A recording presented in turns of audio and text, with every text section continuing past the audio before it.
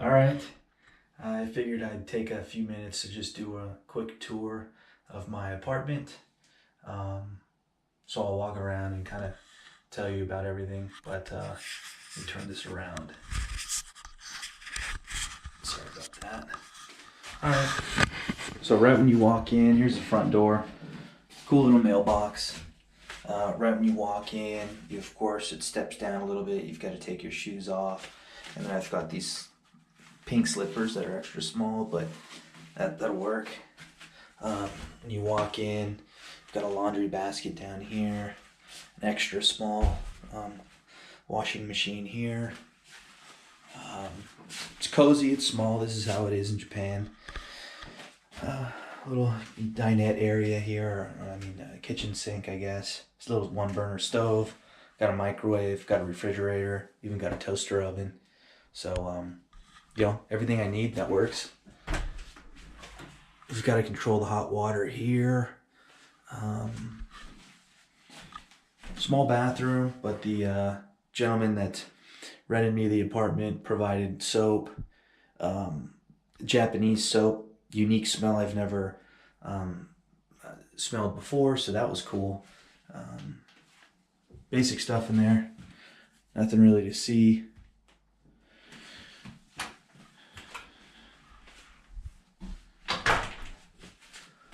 And then you go into the bedroom.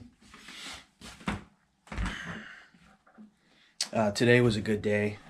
Went to Akihabara this morning. Got a bunch of souvenirs and a bunch of snacks. This beef jerky was pretty expensive. It was about 10 US dollars, but really, really good. Clorettes, this unique gum that freshens your breath too. It has like a mint flavor. I don't know what. Maybe there's fluoride in it. Green tea Kit Kats. This Ghana milk chocolate. Crunky chocolate. I heard good things about that. And then this is cool too. Raspberry Kit Kat. I haven't opened that yet, but I thought it was cool. So we'll see how those taste. And then I heard good things about these chips too. I like the little figure that they have here. Anyways, it's I think like a cheese and seaweed on there. There's some of the currency, yen.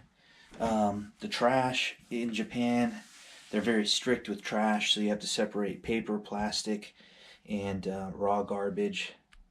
So that's important. Nice little storage in here. I washed some clothes today and hung them out to dry. The socks aren't done yet, but a lot of good souvenirs that I got back there. Got some stuff for my dad. A lot of stuff for friends. I think they're going to be really happy with it. I do have a little balcony here. Sorry, I'm going out right now. Here's what it looks like from the balcony. It's about 7 o'clock.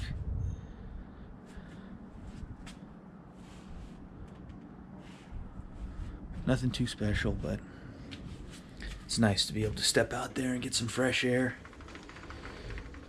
So, got some jet lag today. Spent about 4 hours at Akihabara. I had that izakaya bar crawl at 2 p.m. I decided not to do that. I didn't want to go out drinking at 2 p.m. until 5. Plus the travel there is about an hour in the subway. So I went back home, took a nap, feel a lot better now. So what I'm going to do is I'm going to go over to the local, they call it an izakaya. And in Japan, that's kind of like, I don't know, like a tapas, or a small bar where they have beer, they call it biru, and a lot of really good food, grilled chicken, and they may have some ramen. I don't know if I looked at some pictures. It was recommended by the gentleman that rented me the apartment. He's really, really nice. He actually left me a welcome note on my door. Said, "Welcome to Japan. Enjoy your stay." And he made these little cranes, all hand folded. When I walked in, real nice guy.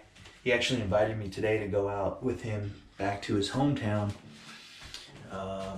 I can't remember the name of his hometown, but it's a 2-hour drive or a 2-hour commute on the subway.